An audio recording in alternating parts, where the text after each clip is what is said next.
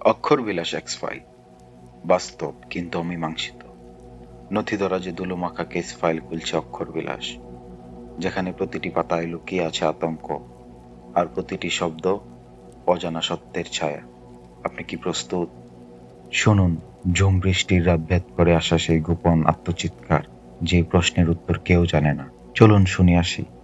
Room number 349। কি হয়েছিল সেদিন রাতে? রাত তখন 3:30। Hotel Harijan in Louisiana. হালকা বৃষ্টির শব্দ আর ফাঁকা করিডোরে হাওয়ার হালকা গুঞ্জন। 3তলার 349 নম্বর রুম থেকে একবার দরজা খুলে দেখে গেছেন এক ক্লিনার। ভেতরে আলো জ্বলছে, টিভি চলছে, কিন্তু কোনো সাড়া নেই। পরদিন সকাল 7টায় রিসেপশন থেকে ফোন, রুম 349-এর অতিথি মিস্টার মলিনারো আজ চেক আউট করবেন না। কোনো উত্তর নেই। দরজা ভেতর থেকে বন্ধ। আবার কল করা হলো, আবার টোকা। শেষমেশ মাস্টার কি দিয়ে দরজা খোলা হলো।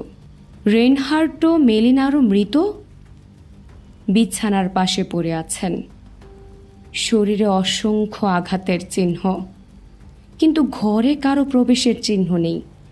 সিসিটিভিতে কেউ ঢোকেনি।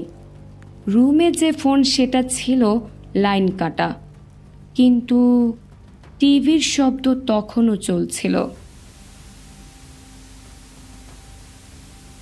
পুলিশ এলো, তদন্ত শুরু হলো।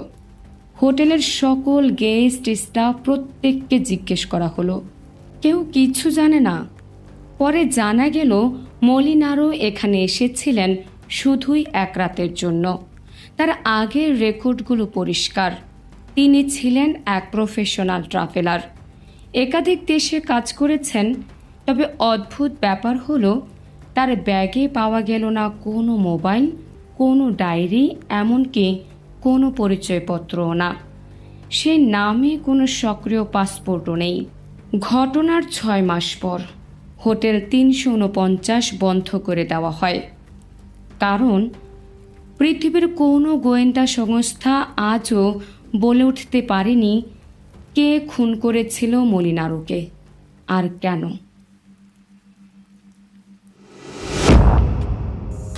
আপনারা শুনছিলেন অক্ষরবিলাস এক্স ফাইল। আমি নাহার নিশে। এই পর্বে তুলে ধরলাম রুম 349-এর সেই অমীমাংসিত ফাইল।